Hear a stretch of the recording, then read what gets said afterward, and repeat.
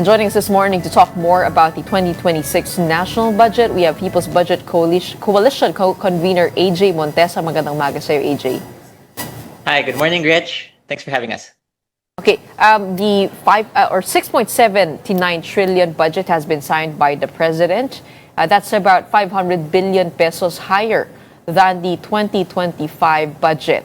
From the most corrupt in 2025, this has been dubbed as the cleanest budget ever. Yet we're still seeing a rise in those numbers. And secondly, this has been called by the sister of the president as a sneaky budget. Which is it? Which is the proper description for the People's Budget Coalition? Is it, in that spectrum, no, from being the most corrupt to the cleanest to this becoming a sneaky budget? Ano ang inyong assessment?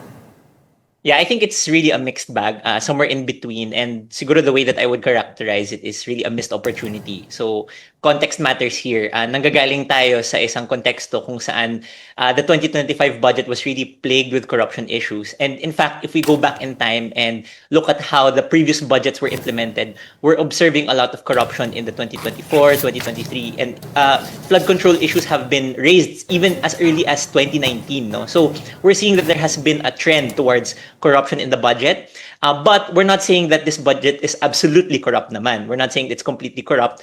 We're flagging the red flags because these are items that are really prone to corruption despite some of the progress that was made, particularly by the Senate, for example. So si Senator Sherwin Gatchalian, they did a lot of efforts to curb the corruption in the DPWH budget, lalo na yung mga overpricing, yung mga repeated projects, di ba? So they did a lot of work there. Kaya nga nagkaroon ng deadlock sa BICAM because they really tried to remove and cull that overpricing. So we have to acknowledge that there was some gains there, but yung soft pork na fina-flag po natin, this is really alarming because in the National Expenditure Program, what the executive actually proposed here was just 98 billion pesos. If we total all of it, no, the items that we're flagging under this, by the time na na-approve na siya ng BICAM, naging 218 pesos na siya. So more than double what was originally proposed. And what we flagged here kasi ay nagagamit ito for patronage, no? So yung pagbili ng boto through medical assistance, through referral letters sa mga ayuda. At the end of the day, they're saying that there's safeguards now, but we have yet to see na effectively this will be implemented. So from 98 billion, naging 218 billion. Yes. So support, yung sinasabi po natin dito, this includes yung mga MAIFIP, AIX, TUPAD, pati yung mga programs na wala doon sa proposal. For example, yung tulong-dunong program ng CHED, yung sinasabi ni Senator Amy na presidential assistance to farmers and fisherfolk. But this also includes yung mga local government support na we've noticed na nabobloat ito and nagagamit din ito ng mga local politicians as well for soft and hard projects na tinatawag na nagiging source of patronage as well. But is the rise from 6.3 to 6.79 trillion justified? Parang ano ba, ang budget ba, dapat ba talaga tumataas yan every year? Kasi parang nakikita natin lumulobo na lumulobo. Is inflation, could inflation be a part of that increase? Yes. Actually, the way that the expenditure ceiling is planned, from the start of the administration pa lang, the economic managers, the DBCC, already sets what the 6-year roadmap will be. So meron na silang tinatawag na medium-term fiscal framework.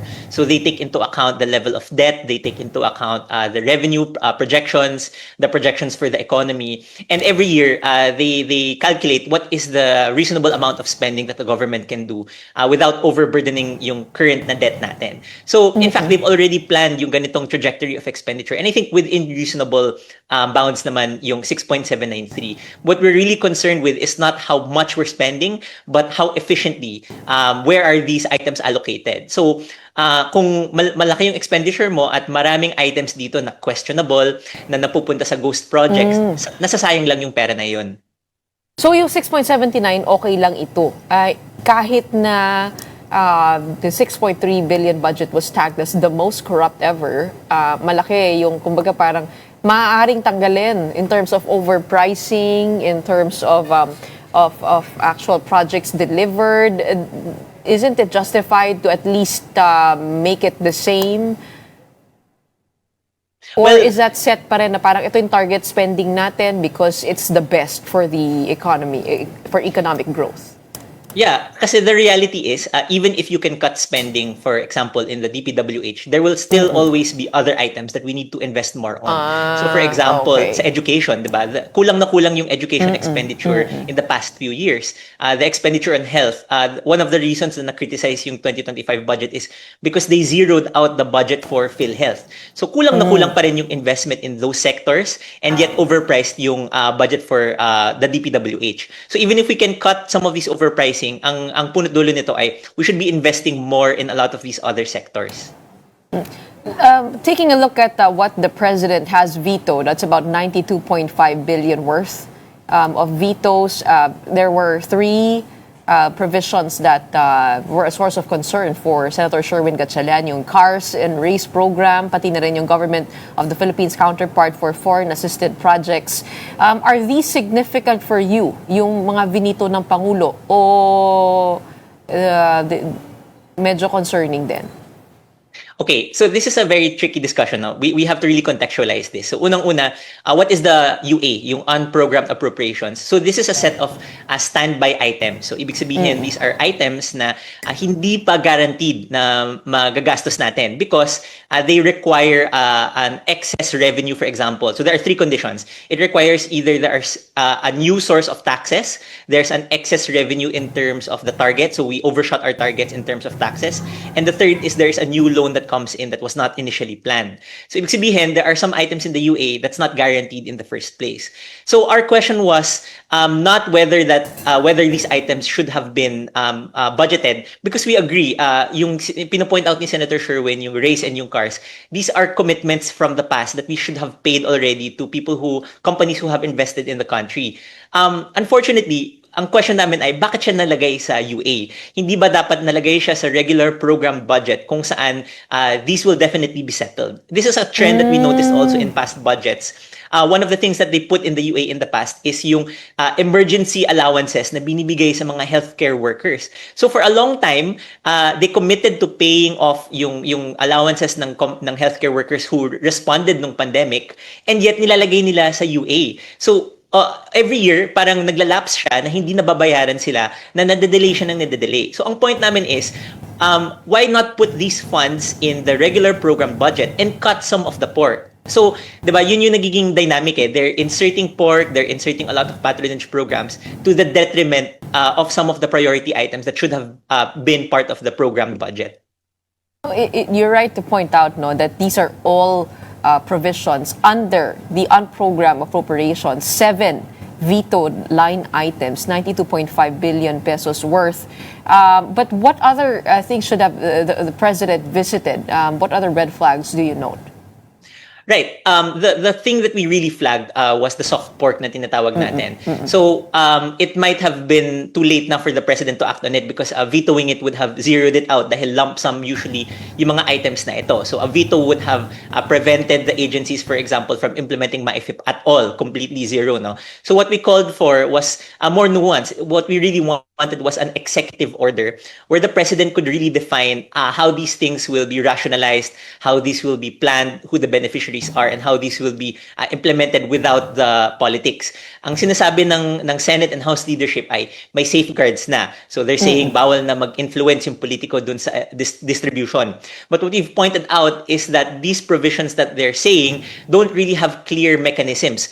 Paano ito marireport? Halimbawa, kapag may violation, ano yung parusa, ano yung penalty. So our experience is if there's no clear penalty when it comes to violations, ang nangyayari ay hindi siya na-implement ng tama. And then at the same time, yung dynamic pa ay habang malabo pa, hindi malinaw yung safeguards na ito, bakit nila dinoble yung funds na ito? So they're telling us, okay, we'll clean this up, but we don't know yet how it's going to be clean. They're just promising that it's going to be clean and we have to take their word for it.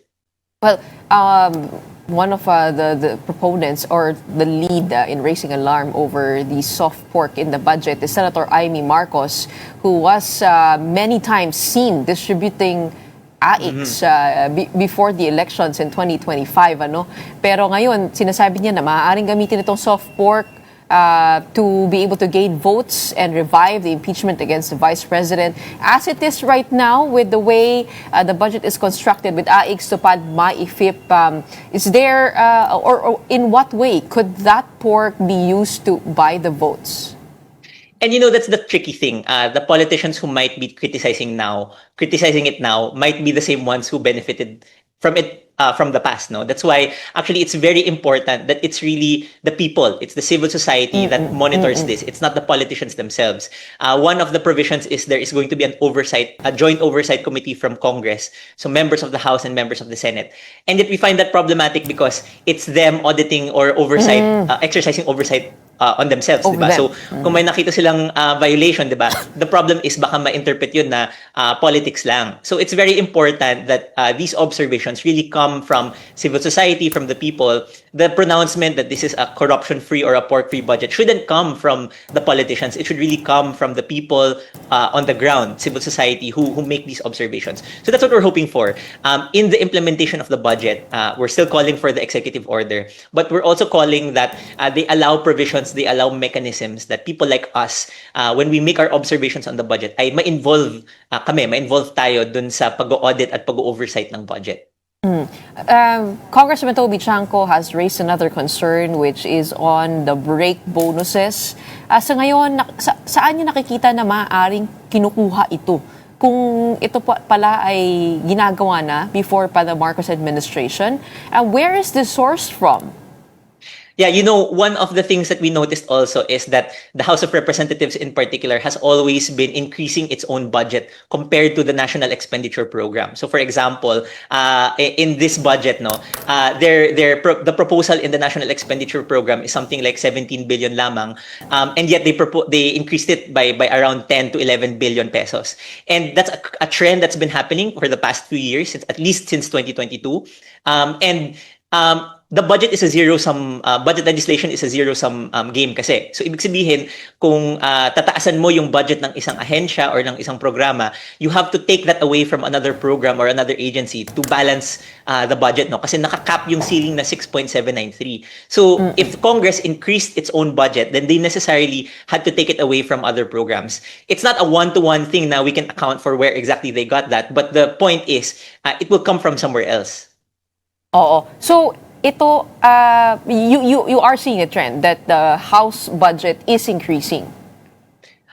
Yes, what they will say is compared to last year's budget, mas mababa yung budget na ito, no? Kasi I think they're comparing the GAA from last year to this year. The GAA last year, around 30 plus billion, and then this year it's around 27 billion, 28, 27 billion. So it's a decrease. But it doesn't factor the context that yung proposal actually ng DBM for the House of Representatives has been around 16 to 17 billion. Malayo. So Congress has always been increasing their own budget through the legislation process by around 10 to 11 billion pesos for the past 3 or 4 years already. So that's a worrying trend that we're seeing also. Maaari kaya kinukuha ito dun sa MOOE, maintenance, I forgot what this stands for, but it is maintenance expenses, right? Because doon sa MOOE na yon, hindi kailangan ng ng audit eh. Parang or certification lang of how the money was spent. Could that have been where they would get the bonuses? Yeah, it's very possible. I think it's best to ask exactly the House leadership how they will account for that. At yun nga yung issue ng accountability. Kung hindi malinaw sa tao kung saan nanggagaling yung pera na iyon, that's where questions will come in. Lalo na ngayon, again, yung context is people have essentially zero trust in Congress, in the budget process. So if they're increasing their own budget, it really raises a lot of red flags. And so what is the proposal of the People's Budget Coalition to have greater accountability? Something that we advocated for from the very beginning of the process is there should be a budget transparency server, an open budget transparency server. So this year we made a lot of progress na naging open yung BICAM. And again, we recognize that people like Senator Sherwin Gatchalian gave us access to the Excel files when they were still deliberating the budget. And that's how we were able to really analyze all the projects of the DPWH and flag all the risky and red flag items. But if it doesn't happen from the very beginning, that's where you can essentially possibly have lapses, possibly have insertions, and influence ng Congress as a national expenditure program pa lang. So when we're calling for an open budget transparency server, what this means is from the budget call pa lang, there is a transparency server. Like if you're familiar with election servers, di ba? Yung transparency server kapag election, natatrack natin every day kung may pumapasok na bagong boto, we can track how the trend of the votes are happening. Dapat ganun. At every stage of the budget process, from the executive, from the departments, to the House of Representatives, to the committee hearings, to the Senate, and then eventually to the BICAM, and even the presidential veto, these things should be out and open in the public, and it will allow us to do our analysis and comment in real time so that we can give our direct feedback to our legislators and lawmakers. A people's audit instead of a joint oversight committee by the House and the Senate, no? Okay, maraming salamat. We do hope that dream comes true and that gets legislated. We have People's Budget Coalition co-convener AJ Montesa. Keep up the good work on your side. Thank you so much, Gretchen. Have a good morning.